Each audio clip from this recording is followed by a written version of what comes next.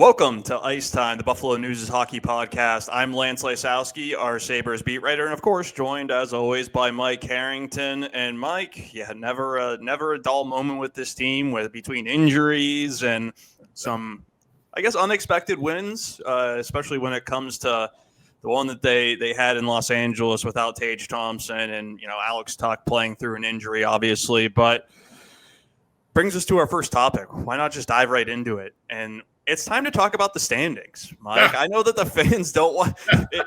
It's really funny because, yes, we are early into this season. There are a lot of games to be played. Things can change quickly for the worse.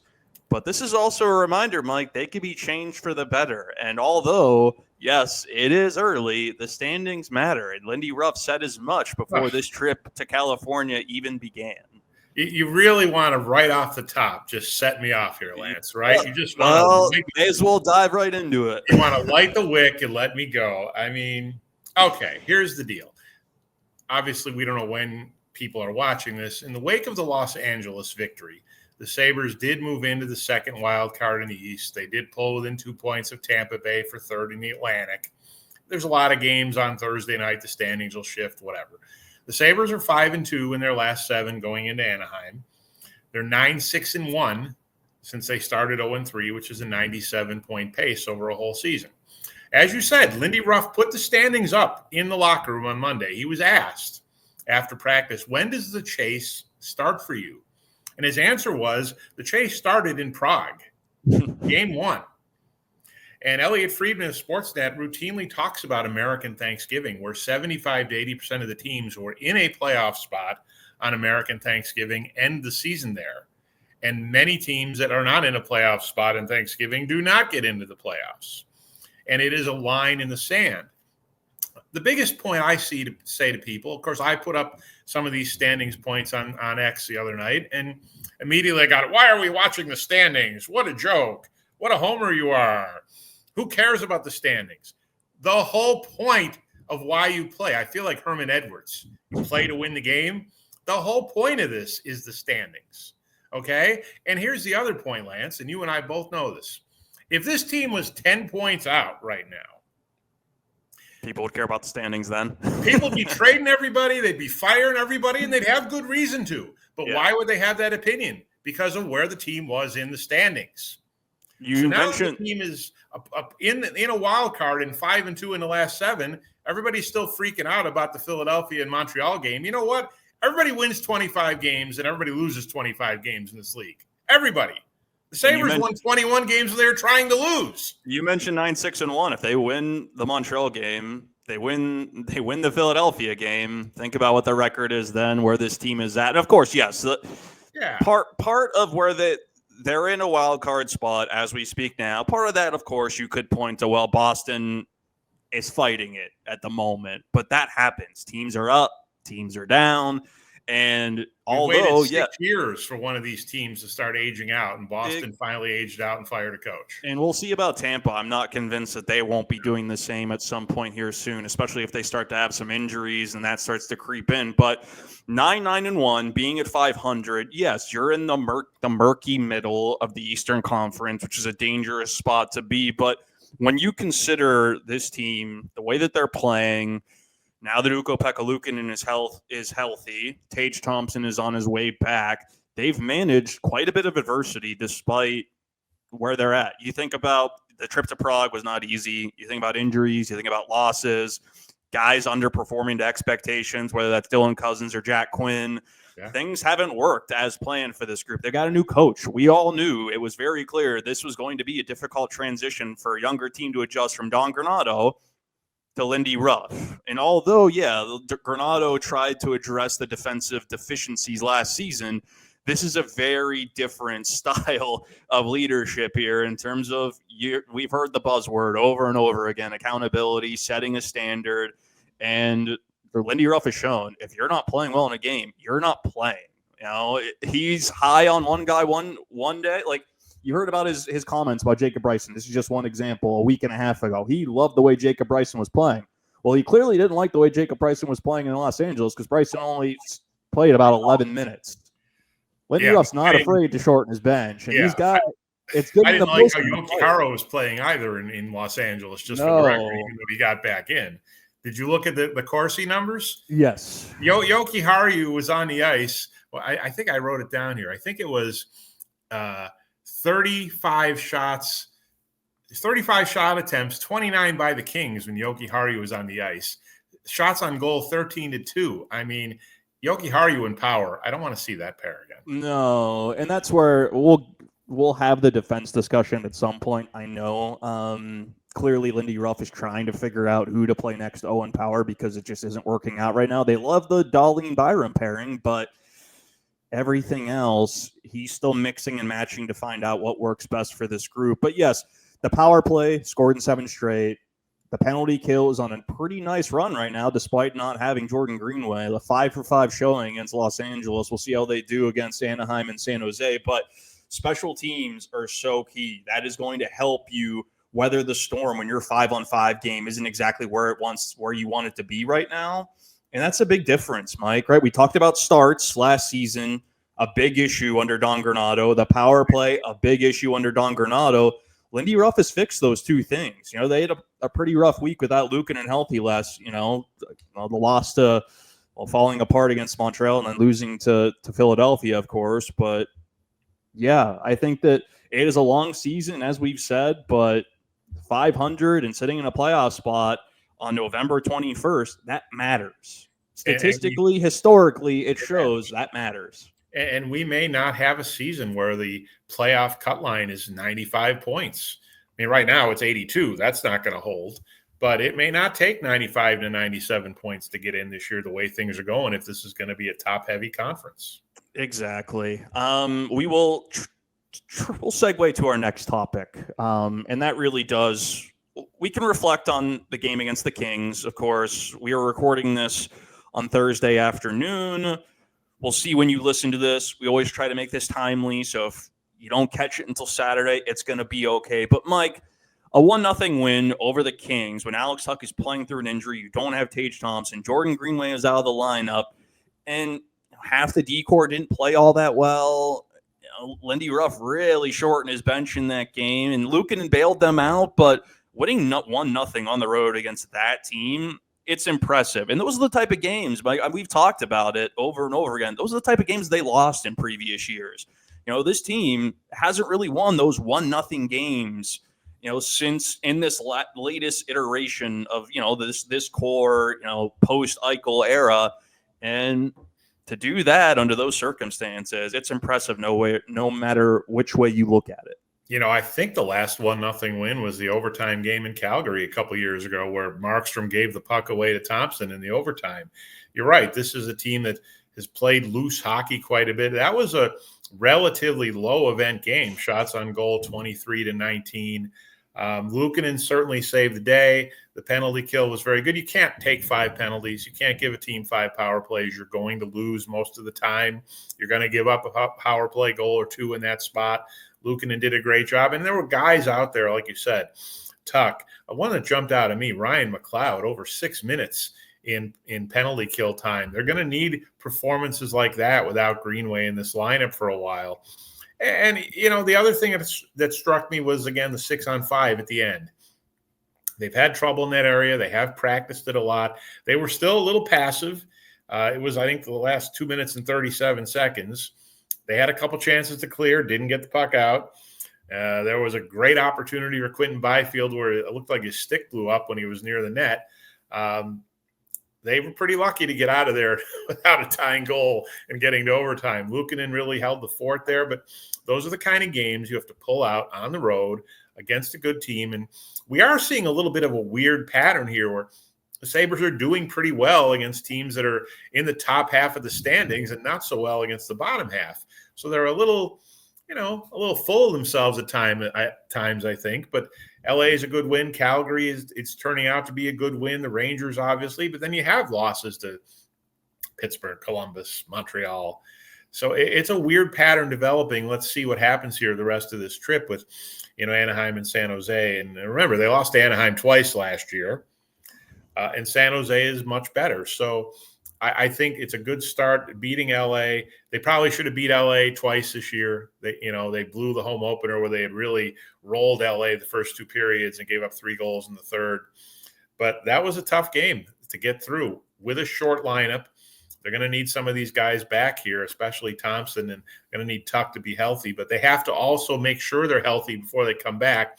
You can tell Thompson's being very careful with whatever he's dealing with here. Sounds like it's a groin thing, but because he talked about pushing off and after he got hurt in Montreal against the faceoff. But they can need these guys back. That's fine. Yeah, and I think this is a reminder that fans' expectations of this team and what they think the identity is, it needs to shift. It needs to evolve to what the reality is. Lindy Ruff's vision for the Sabres isn't what it was 2 years ago when this team had 91 points. It's changed. You can't win and make the playoffs playing that way. You are really playing with fire by trading chances the way that they did. And, hey, it was impressive. He's trying to teach them to play a style of hockey, a more structured style of hockey that will allow you to win games like this when you're not scoring goals. Because a lot of nights, Mike, with goaltending and the way that teams are defending nowadays, it is very tough to count on scoring 4 or 5 every night. It's very difficult, especially when you're the youngest team in the NHL. I know that label is so tired, but you're looking at the player. You're looking at the players though, like they are counting on young guys, and I'm going to count Cousins in that mix because realistically, he is 22, 23 years old. So Benson, Cousins, and Quinn, usually your second line. It wasn't against the Kings, but they aren't producing at the level that Kevin Adams envisioned and expected. So until that changes or there's a shift or there's more scoring from that fourth line, we like the way the fourth line is playing, but they're not doing much offensively. The third line, they had a lot of possession when Greenwood was in the lineup, but you can't count on them to really be an offensive driver, especially when their matchups are so difficult. So in these games when you don't have Thompson, Tuck played 22 minutes despite having that injury. Right. But it's going to be tough some nights to score goals. So you're going to need to learn how to manage the game, make smart decisions. Because remember, the last couple of years, they ran into the Kings and the Flyers. Those are 2 teams that stand out to me where, the Kings played the 1-3-1. They don't anymore. And Torts, he's just trying to bore you to death into making mistakes. And he does a good job of it. And he does a good job of it. And this team really struggled with that in the past. And, of course, their puck management was horrific in that Flyers game. But they learned from that. They applied everything that went wrong in that game, and they did well against the Kings. Beck Mallenstein told me after the game in LA, like, they will lull you to sleep until you make a mistake. So you got to be patient. That's tough for younger guys. And even somebody like Cousins, that he's got that $7 million contract and that pressure to score. So that could really lead you to make some uncharacteristic errors, force, cheat for offense. And we didn't see that. And we're not seeing that from guys in some of these games. It's got to be more consistent. That's the missing piece. But you are starting to see a shift in if this team is going to make the playoffs, that's how they're going to have to play. Of course, you're going to want them to score. You're going to want them to create more at 5-on-5. 5 shot attempts at 5-on-5 and it is not going to be enough in a period. Of course, penalties fed into that in LA, and they're in the box as much as they were. You're not going to get a lot of 5-on-5 time anyways, but it's a problem. So here's 2 quick points in the wake of LA. Puck management. You didn't see guys jumpy with the puck. You didn't see the bad turnovers. They were patient. They didn't panic with the puck. The drop passes. No drop passes. And the other thing is, think of the stat we thought about, Lance, quite a bit under Granato 2 years ago, how the Sabres had, I think, 3 wins the whole season when they scored fewer than 3 goals. There were no 2-1, 3-2, 1-0 victories under Don Granato. There are going to be 3-2 and 2-1 victories under Lindy Ruff. This is not Lindy Ruff fire wagon hockey from 2006 or even 2007. This is more 1999, 2010 Lindy Ruff hockey, starting with the goaltender, starting with the defense, starting with being patient with the puck and not going crazy all over the rink. They cannot win that way. They are not deep enough to win that way, and especially with injuries without Thompson out there. So it's a little bit of a a hybrid style here, but people know what kind of style Ruff wanted to play. And if you think back to those couple of years, that's more what we're trying to see here.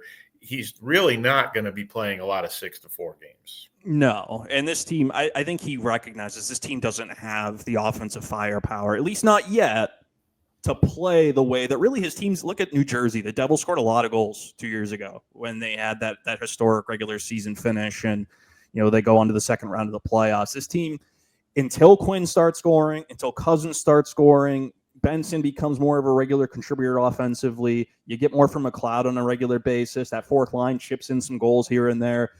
You're going to have to be comfortable in these low-scoring games, and this team is certainly showing that it's at least taking a step toward being as comfortable as you can be when you're in a very low-scoring tight game. Let's talk trades, Mike. Our third topic. Everybody wants to talk about it. Of course, Elliot Friedman was the latest, national reporter to get from Kevin Adams that he's trying to add a top six forward. This is not news. This is something that goes back to the summer. He tried after buying out Jeff Skinner. A deal didn't materialize. Marty Necas didn't get moved. Some of these other players that were talked about in the summer never got moved. He's still pushing. And I think it does raise the question, though, with where this team is at, what level of urgency should the Sabres have in terms of trying to add? And, of course, what type of player or what specific player do you want to see them add? Because I think that's also an important layer to this as well. Yeah, I mean, clearly there was some thought about you need a top six winger. You've bought out Jeff Skinner. Necas didn't move. Nikolai Ehlers' Winnipeg didn't move. How fortunate is Carolina? They didn't trade Martin Necas the way that season's going right now. Right now, you don't know who's going to be out there from a top six standpoint. I don't think there's going to be a lot of big names, and I don't necessarily think you have to do that. I think what you're looking for is another veteran player who can contribute along the lines of Jason Zucker. You're not going to see big goal scorers move. I just don't see that happening. There's not a lot of trades going on right now. Let's see if things open up a little. Pittsburgh already made one move with Lars Eller. I even talked about it inside the NHL Sunday. You've got to watch what's going to happen in Nashville. They're not trading Stamkos or Marchessault or any of those guys. They just signed them. But they may have to retool their team a little. What about a guy like a Gustav Nyquist, who is on an expiring contract, who's had multiple 20-goal seasons? Is that the kind of player? And I tend to think he's of the same career path as a Jason Zucker. That kind of player Kevin Adams is going to look to add. It's still November 21st. We know how this thing goes in the NHL. These GMs, they're not big on the trigger. They like to wait till March. Now, I don't think a lot of teams are going to be waiting till March this year. I think with this mushy middle of the East, some teams are going to try to make some moves, but it's hard. We'll have to see what happens here. But is there urgency? Yes. I think Kevin Adams has to learn the lesson of a couple of years ago when he missed by a point. I think Kevin Adams understands the urgency for his personal job status if they don't make the playoffs, especially if they don't make it and he doesn't make some moves here. And you just need some depth. Another forward might help, and now we're starting to see, do they need another add on defense? That's another question here we have to figure out is what is their confidence level in this defense core? Like you say, they have two they're pretty confident in Dahlin and Byram. They know Power is one of their rock guys who they've signed long-term, but boy, the rest of it's kind of a mix right now. And I think there are trades out there to be made. It's just a question of how soon can you get it done? Yeah, you really have to consider when you're talking about trades at this phase of the season, how many general managers realistically have the job security and the patience with ownership to basically wave the white flag at this point in the season and make that kind of a deal where you're trading away a top six forward and just saying, this isn't our year, we're rebuilding. I mean, Chicago's probably up there, San Jose, but there's not a lot, Mike. A lot of teams, like Philadelphia included, ownership wants to win. The expectation, even though, is that while you're rebuilding is to try to make the playoffs. So there's no real sellers yet. We'll get to that point. Teams are going to go through slumps. They're going to have injuries. Their lack of depth will be exposed. The one player that does stand out to me hasn't been moved yet. I'm not convinced he will be anytime soon. Is Joel Farabee from the Flyers? Right. Again, that's a fit. There's term on the contract. So why would they do it? And that's the thing. But there's term on the contract. His name has been floated in trade rumors for multiple years at this point. And when there's smoke, especially from multiple national insiders, there's usually fire in terms of at least some interest in moving the player. I think Morgan Frost is going to be moved before Farabee ever does. And there's an unrealistic expectation in some markets that you still got to win. And you got to fill seats. You got to make money. And again, like the league revenues, the salary cap is coming up. So a bigger contract that might look bloated at the moment for a team like the Flyers, they may feel a bit more comfortable with it a year from now when the cap could be jumping much higher than people expect. But I'm with you. I think the real focus here, you don't necessarily need to get a top 6 forward. I think Jason Zucker is a good comp because you need a middle 6 guy. Like, yes, Isak Roseanne got the call on Monday at the start of this trip when it's clear Greenway is going to be week to week. And although Roseanne is a very talented young player, he doesn't have the physical strength to win puck battles and do much of what Lindy Ruff is asking of his players at this point. It's very different from the way the Don Granato coach this is how you got to win. You got to be able to forecheck. You got to be able to check. You got to be able to finish checks. You got to be able to win battles. And Roseanne's not ready for that. Most of the guys in Rochester aren't ready for that. And you're thinking about the two-way contract forwards like Josh Dunn. Is that really? No, that's not going to move the needle for this team. And you're not looking for another fourth liner. So there needs to be urgency. And that's why Kevin Adams is making the calls. We'll see if something materializes. I'm with you though. Defense, I'm starting to be convinced. Right.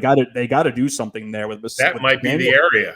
With Samuelson out, right. They like Gilbert, but Lindy Ruff clearly doesn't trust Gilbert to play more than 12 to 13 minutes. And yeah, they got it. They've got some third pair options. You need guys to play in your top 4. And here's the other problem, Lance. Here's the other problem in the East. When you look at the standings on Thursday morning, everybody says, "Oh, Montreal and Columbus are terrible." You know, Montreal and Columbus are 3 points out of the playoffs. The entire East is within 3 points of a playoff spot. So no one's selling anytime soon. Yeah, and Columbus is trying to win with they're Sure. trying to squeak in. They got enough young talent at this point. And Montreal's probably the same way. Like that coach in Montreal, the GM in Columbus, like again, you got these teams with the way the revenues go, you can't afford to have empty seats in the NHL. So they don't want to sell too soon. It really impacts the bottom line. So we'll see where things stand, but you look at Rochester, yes, Mike Leone's doing a great job with those young players, but you can't count on that to really support your depth. And we've seen 1 injury, 2 injuries up front, Mike. It really does test. And, Sam Lafferty was on the second line in LA. I like Sam Lafferty as a player, but probably on your fourth line. All right, last topic. We'll make this one a quick one. I think it's important to discuss, though. Devon Levi's return to Rochester. This was long overdue. It's the right move. It's what's right for the player. It's what's right for the Sabres. It's what's right for the Amherst. That just makes sense on so many levels. I understand why they put it off, especially with Luukkonen's injury. Now is the time, though. Let the kid play. Let him develop. Yeah, and I think he obviously played very well in Laval in his first start, won in overtime. Was not playing well in the NHL. And I'm just a little confused of what the situation was at the start of the season with the Sabres, because you knew they were taking 3 goalies to Prague. But they gave Reimer no work at all. And, Reimer probably doesn't end up on waivers. Doesn't end up getting picked up on waivers if John Gibson doesn't have the appendectomy in Anaheim. But it was just strange to me. They just decided, okay, Levi's going to be the number 2. Reimer hasn't played in the AHL in a dozen years. Yeah. They were going to stash him in Rochester. And so Levi suffers through inactivity. He doesn't play real well.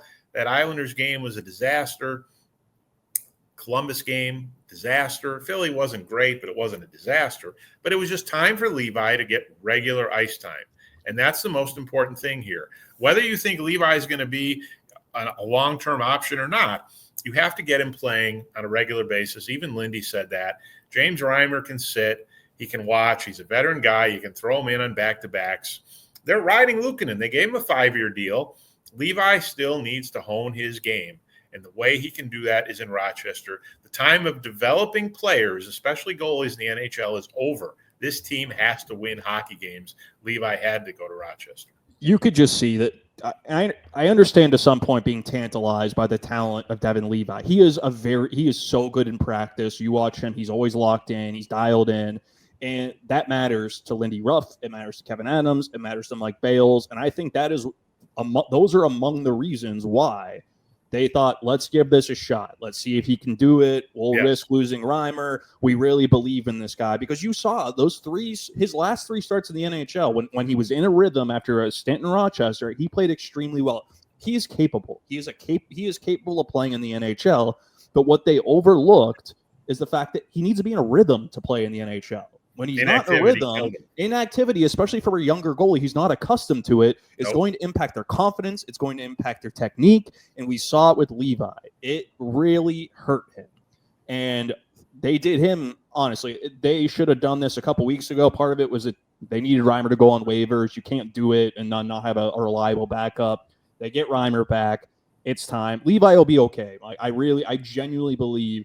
Get him a run of games. He can come back. If there is a back-to-back, you feel like if this is all about winning, if you feel like he gives you the best chance to win in a back-to-back and he's in the rhythm and playing well after a stint in Rochester, sure, bring him up. But he can't be a backup. I understand that the Sabres have made some non-traditional decisions with player development and has worked out for their benefit. Peterka's one that really comes to mind where they brought him up to the NHL probably a little sooner than other teams would have. And he broke through. He developed nicely. But then you also the other side of the coin where Jack Quinn, multiple injuries, that hurts his development. Matthias Samuelsson, multiple injuries, hurts his development.